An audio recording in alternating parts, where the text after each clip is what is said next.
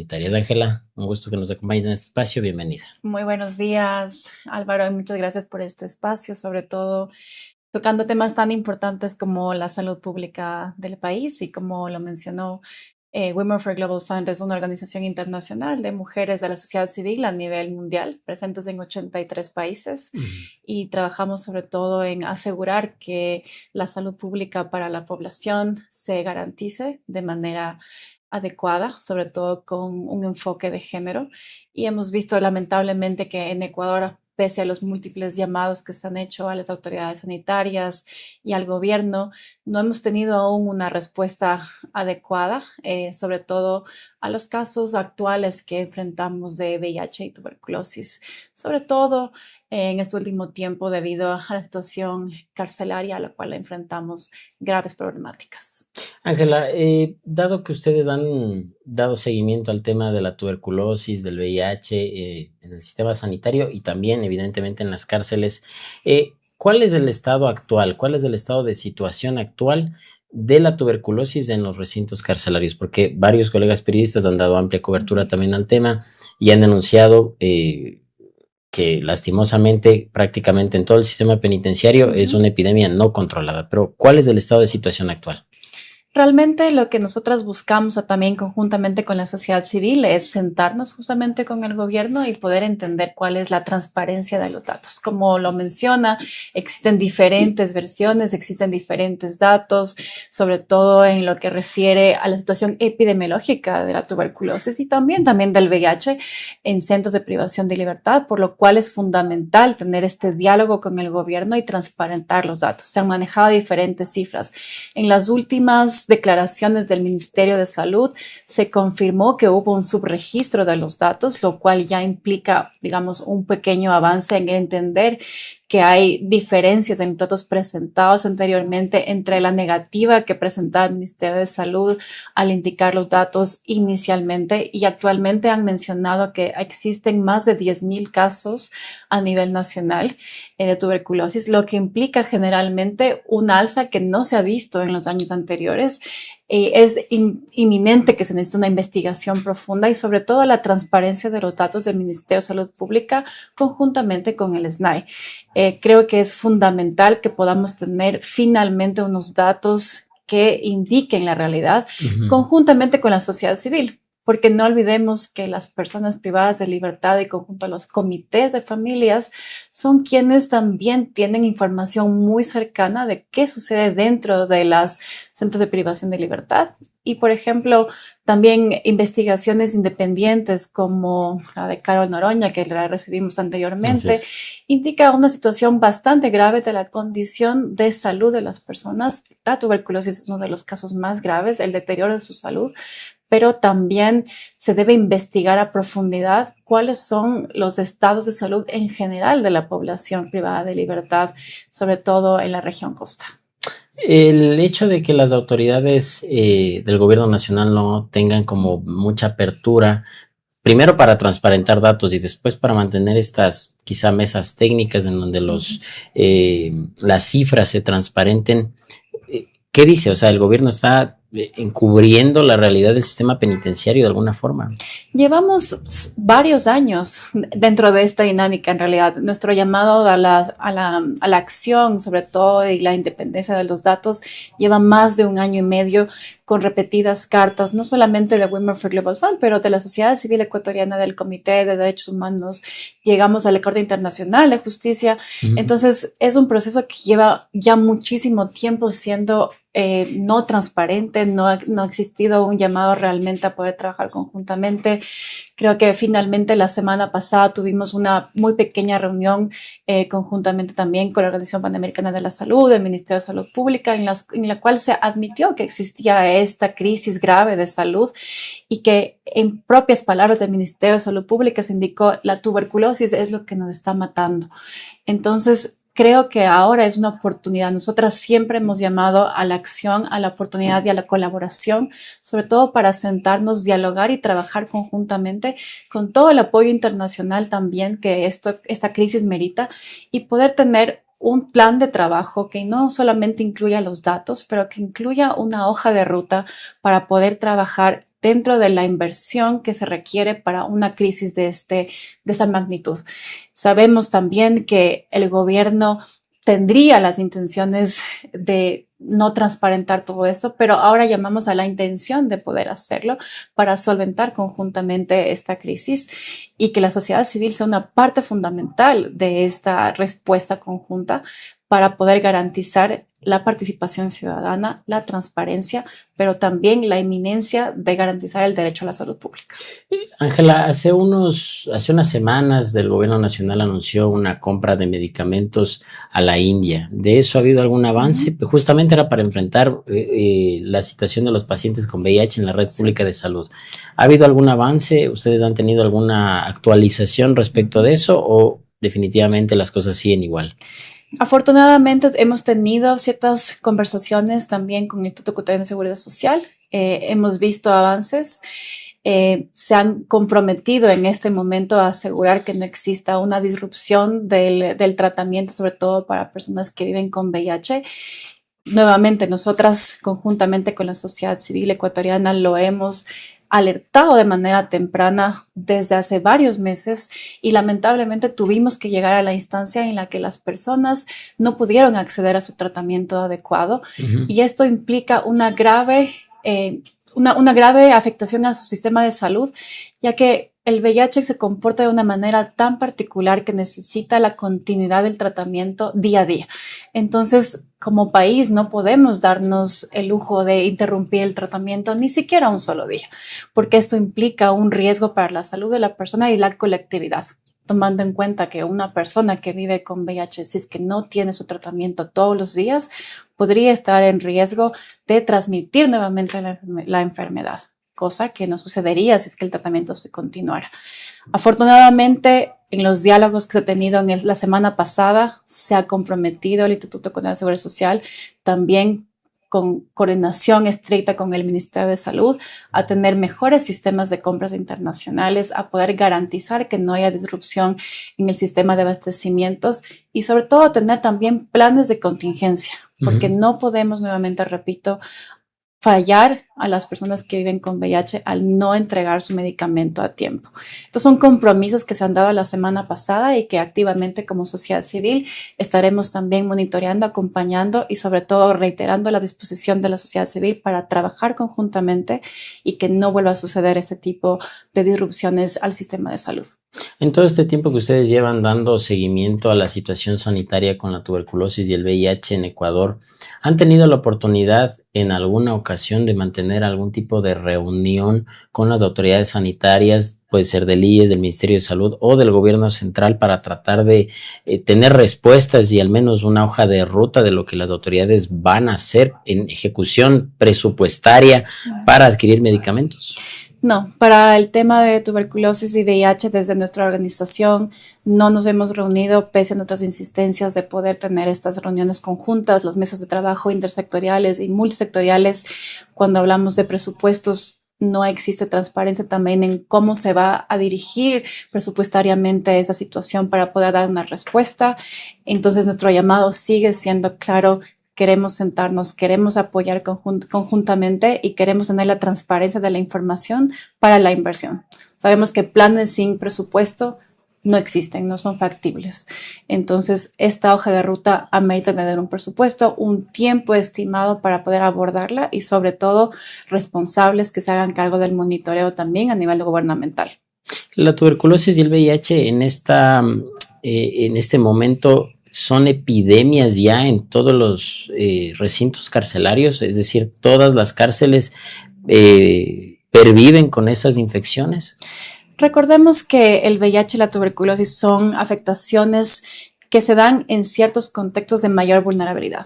Por ejemplo, la tuberculosis se incrementa ciertamente si es que no existen factores amigables con el ambiente para poder asegurar que una persona tenga una calidad de vida medianamente decente. Es decir, por ejemplo, ventilación, alimentación adecuada, acceso a servicios de salud, agua segura, servicios de protección. De igual forma, el VIH necesita también un sistema de control en el cual se puedan entregar formas de prevención, por ejemplo, distribución de preservativos, reducción de riesgos y daños también para personas usuarias de drogas. Y sobre todo en los contextos actuales penitenciarios vemos que las condiciones básicas de salud, de infraestructura, no garantizan un ambiente que sea seguro y saludable ni para la población interna, como para la población también que trabaja dentro de los sistemas. Entonces, recordemos que esto no únicamente afecta a las poblaciones que están internas dentro de los centros de privación de libertad, sino que la tuberculosis no conoce barreras. Es decir, que la población en general que se encuentra cercana, los médicos, las mismas fuerzas militares, la policía, los servicios de alimentos, las personas que visitan estos centros de privación de libertad también se encuentran en peligro y eso puede expandirse a ser una epidemia fuera que esté concentrada de esta área, lo cual no únicamente nos preocupa como sociedad civil, sino como población en general debemos actuar para que no salga de estos contextos y que se pueda justamente aprovechar que hay una población a la cual podemos dirigir atención inmediata y evitar nuevos contagios. De forma importante desde la salud pública, las epidemias se concentran por estas determinantes que nosotros como sociedad civil y también como gobierno debemos responder de forma adecuada para evitar los casos. Siempre la prevención va a ser menos costosa, muchísimo más eficiente y es la única forma en la que podemos nosotros trabajar para eliminar los casos. ¿Ya ha habido casos documentados por ustedes de que se haya propagado estas enfermedades por fuera de los recintos carcelarios? Es decir, de cárceles en donde existen estos brotes y que el personal administrativo o los agentes de vigilancia penitenciaria hayan sido contagiados por parte de los presos. Sí, existen casos no monitoreados por nosotras principalmente, pero existieron casos que que estuvieron en la prensa también, sobre todo de una persona de salud que trabajaba en el centro de salud en la Supervisión de Libertad en Guayas, que también potencialmente falleció a causa de la tuberculosis. Los casos de investigación son importantes seguir el monitoreo. Creo que también en esa transparencia de datos es fundamental poder contar con los datos tanto de la Centro de Privación de Libertad como de la población en general y hacer un rastreo de estos casos. Eso es fundamental, sobre todo para el tema de tuberculosis, para evitar la propagación de la enfermedad. E independientemente de lo que comento en este momento, la prevención es lo más importante, asegurar que los sistemas de salud respondan efectivamente a las poblaciones, tanto dentro del sistema carcelario como fuera de este, y asegurar que la inversión esté destinada para proteger la salud, que es el derecho constitucional en el Ecuador. Ángela, el tema también que me parece importante mencionar es el hecho de que en la cárcel del Encuentro se ha negado por parte de las autoridades que exista un brote de tuberculosis. Sin embargo, y voy a poner un caso concreto, la defensa de Aquiles Álvarez, que es el alcalde de Guayaquil, que actualmente está recluido en ese recinto carcelario, ha asegurado que sí existe tuberculosis y que existe un riesgo inminente de que las personas que están privadas de su libertad en ese recinto sean contagiadas. Y hubo algunos traslados de presos incluso a otras cárceles. ¿Esas medidas de trasladar a presos enfermos a otras cárceles realmente mitigan o sirven para paliar en alguna medida el contagio? Realmente lo importante dentro de todos los casos de tuberculosis y el manejo adecuado es mantener espacios de aislamiento correctos, independientemente de si es en una sala o en otra, pero tienen que estar personas aisladas de otras para evitar los nuevos contagios. Pero lo más importante es iniciar el tratamiento de forma inmediata. Eso es lo que no se ha evidenciado dentro de todas las respuestas que se ha indicado al momento, es el entrar en tratamiento de forma inmediata, el poder tamizar, diagnosticar los casos y tener absoluto control de cómo funciona el sistema de salud dentro del centro de privación de libertad es fundamental. En las mismas centros de privación de libertad se puede tener salas de aislamiento, lo cual es correcto. Sin embargo, es fundamental tener activación completa del tratamiento en el mismo momento, un diagnóstico temprano para evitar nuevos contagios y sobre todo garantizar nuevamente los servicios también que son cercanos a la salud, la nutrición, el agua, tener un ambiente seguro, una ventilación adecuada, tener un espacio de infraestructura que permita que la persona pueda nuevamente estar en un estado de salud adecuado para evitar nuevos contagios. Justamente las condiciones en las que están recluidas las personas privadas de libertad, no solamente en la cárcel del Encuentro, sino a nivel nacional, permiten que el Estado pueda mitigar en alguna medida los contagios. Lo que tú mencionas del tema de que haya ventilación, de que no exista hacinamiento también en las cárceles y que hayan servicios de alimentación y agua potable. ¿Existen esas condiciones? No existen esas condiciones actualmente en el Ecuador y esto responde a una crisis sanitaria, a una crisis también social en la cual la agenda gubernamental se ha dirigido a la securitización de los sistemas. Lamentablemente no se ha dirigido la inversión a donde debería estar realmente, que es en la protección social, no únicamente de las personas privadas de libertad, pero de la población en general, respondiendo, por ejemplo, a crisis tan graves como la de salud, de personas viviendo con VIH, de personas viviendo con tuberculosis, afectadas por diferentes enfermedades a nivel nacional. Entonces, la inversión gubernamental no se ha visto reflejada en los sistemas sociales de protección como la salud, la educación, entornos favorables. La misma seguridad nacional tiene que tener un enfoque en la que pueda trabajar para eliminar todas las barreras de vulnerabilidad que afectan la salud de las poblaciones. Actualmente en los centros de privación de libertad no existen las condiciones adecuadas para poder evitar el hacinamiento, que es una de las principales causas del aumento de los casos de tuberculosis. Y esto implica necesariamente tener una reestructura del sistema de privación de libertad para que sea realmente un espacio de mejora, de inclusión y de protección y que no cause mayores problemas como lo vemos actualmente. Y eso necesitaría una reforma no únicamente presupuestaria, pero una reforma política en la cual la inversión sea dirigida a la educación, la salud, la protección y sobre todo la seguridad desde un Estado en el que no únicamente se militarice la ciudadanía, sino más bien en la que se generen oportunidades para las poblaciones de poder tener empleos seguros, vidas dignas, alimentación saludable y prevenir justamente que personas estén dentro del otro espectro. Ahora que mencionas el tema de la política securitista del gobierno, vimos hace unos días que el presidente declaró una segunda fase, si se puede llamar de alguna forma, al conflicto armado interno y con todas las implicaciones que ello conlleva. Entonces se continúa con el enfoque militarista, pero no se está haciendo lo necesario en el sector de la salud para controlar estos brotes.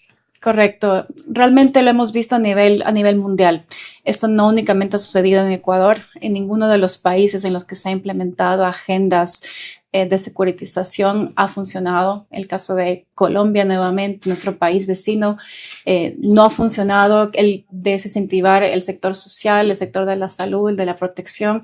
Sabemos con evidencia científica también que el invertir en seguridad es en salud. Invertir en salud es tener pasos más cercanos a una economía mucho más estable, es tener personas que puedan rendir en un sistema absolutamente más seguro y esto genera más empleos, genera muchísima más productividad para las poblaciones. Entonces, toda la evidencia nos dice que cada dólar que se invierte justamente en servicios de salud para mujeres, para niñas, para jóvenes, tiene un retorno de inversión muchísimo más grande también en lo que es la economía nacional y mundial. Entonces, la evidencia nos dice que debemos invertir en salud, en protección, en educación, pero lo que hemos realizado como país, lamentablemente, es invertir en el sistema en el que no da un retorno de la inversión y que los datos lo muestren. Entonces, países como Colombia nuevamente han demostrado que eso no funcionó. En ningún país la evidencia muestra que la militarización y la securitización funciona. Más bien, todos los estudios están cercados a que la salud, la educación y la inversión en estos sectores tienen un retorno clarísimo de la inversión por cada dólar invertido. ¿Qué le falta entonces al gobierno para de alguna forma controlar, paliar estas crisis sanitarias? Obviamente está el abastecimiento de medicamentos en la red pública de salud, que es como la primera fase, pero para que esto en las cárceles ya no continúe, ¿qué se debería hacer? Necesitamos una política garantista del derecho que exista dentro de la Constitución. No tenemos que inventar nuevos marcos legales. Esto existe, está plasmado en la Constitución. Ecuador es signatario de múltiples tratados internacionales, convenios, marcos también de protección. Creo que lo que tenemos que hacer es sentarnos con la voluntad política del gobierno nacional para poder trabajar conjuntamente con los diferentes actores sectoriales, multisectoriales, invertir en procesos que tengan evidencia científica. Tomar decisiones basadas en la evidencia científica es fundamental en este momento. Trabajar conjuntamente con organismos internacionales que han ofertado también toda la cooperación técnica al país para poder responder de forma adecuada, nuevamente basada en la evidencia, no únicamente de Ecuador, pero a nivel mundial y de los compromisos internacionales, para que podamos conjuntamente trazar una hoja de ruta con presupuesto, con actores responsables y con tiempos que permitan poder responder de forma integral a estas crisis de salud de VIH y tuberculosis, pero en general del sistema de salud, porque hemos visto esta problemática no únicamente en VIH y tuberculosis, sino también en un sistema generalizado de la seguridad social, del Ministerio de Salud Pública. Entonces, tener un ente rector que realmente garantice la salud con participación ciudadana, con transparencia y sobre todo con trabajo conjunto multisectorial. Dada esta falta de transparencia, ya para un poco cerrar la entrevista, Ángela, de las autoridades nacionales del gobierno central y de las autoridades del Ministerio de Salud y del IES, ¿qué acciones plantean ustedes para tratar de que el gobierno dé las facilidades para que se sepa la situación real del sistema penitenciario y sanitario y que existan respuestas?